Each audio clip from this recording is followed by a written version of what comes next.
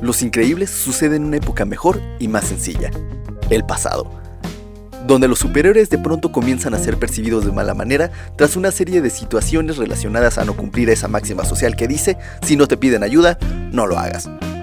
Después de 15 años donde los supers han desaparecido, conocemos a la familia Parr, conformada por Bob, que representa el trabajador promedio después de 6 meses, Ellen, ama de casa porque los 60s, Dash, el niño con mucha energía, Tic Tac, o como sea que se llame el bebé, y Violeta, la emo.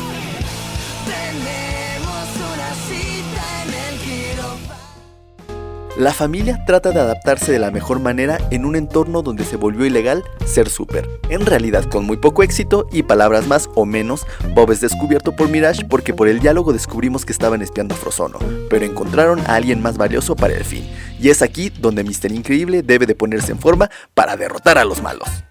A entrenar, a ponerse chuletones para su neno, échale doble, hijo, agárrate.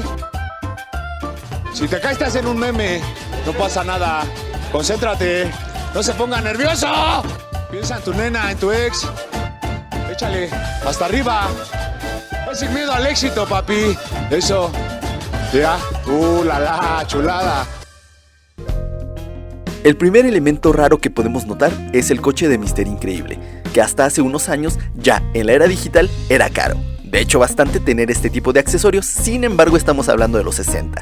Y si fuera el coche de Síndrome diríamos, ok, es un inventor, tiene sentido, pero Mr. Increíble cuenta con super fuerza, pero con inteligencia bastante promedio. Así que de alguna fuente tuvo que venir este coche. La pregunta es, ¿de dónde?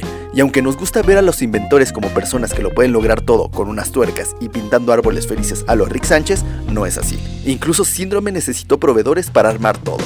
De acuerdo a la lista de superhéroes en el material adicional de la película, no hay uno con superinteligencia, y si lo hubiera, dudo que sería el chalán de todos estos.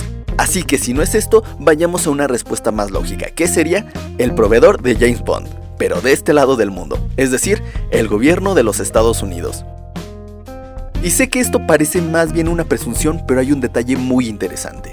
El gobierno se hace cargo de todos los destrozos que suceden en batallas de la ciudad, y aquí pregunto, ¿por qué? Si tú destruyes cualquier cosa, no tendrían por qué hacerlo, a menos de que literalmente seas un empleado que les proveas un servicio o que sean tus creadores. Además de esto, no vemos a ningún villano que sea súper. Se ha especulado que Síndrome era súper inteligente, pero de la manera tan tonta en la que es vencido por su propia creación me hace dudarlo. Ok, seguramente sí le entendió al final de Evangelion y está suscrito a Conspifiles, pero nada que lo haga súper. Lo mismo sucede con el Hombre Topo y Bon Voyage. Esto seguramente sucede porque para ser súper hay que ser creado, pues el héroe no nace, se hace. Otro dato necesario es que tenemos el hecho de que no vemos a ningún supervillano, por lo que los supers seguramente eran cuidadosamente seleccionados, y esto podría responder por qué en realidad no pasa absolutamente nada en los 15 años que se vuelven ilegales. Sí, las tasas de crimen subieron como podemos ver en los periódicos, pero eso no es culpa de que no hay superhéroes, solo alguien no está haciendo bien su trabajo. Y si queremos respuestas del origen, podríamos remontarnos históricamente a la época, y a menos de que nunca hayas tenido una televisión enfrente, seguramente sabes de toda la propaganda de la Guerra Fría. Y es en este específico periodo en el que se dieron experimentos de tipo militar para crear al soldado perfecto. Los que más te sonarán seguramente son MK Ultra, Delirium, y justo en la época inició la investigación biotecnológica con muchos fines, entre ellos crear al soldado perfecto. En el caso de Elastigirl, vemos que es capaz de volar un avión y conoce perfectamente el procedimiento, así como es capaz de reconocer misiles de corto alcance. Ya sabes, cosas que aprendes en cualquier videotutorial. En el caso de Bob, sabe cómo usar una computadora en los 60s, y en la misma descubrimos que ninguno repite poderes, como si se estuviera probando qué tipo de ellos es más efectivo. Y finalmente, aquí es necesario mencionar que todos los supers que vemos tienen la misma edad. Una edad sospechosamente conveniente para ser parte de la Armada de Estados Unidos.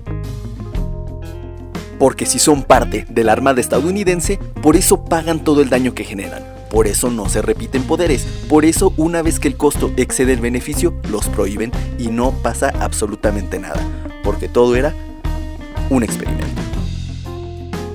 Eso o Elastigirl fue a la fábrica de chocolates, lo que tú prefieras.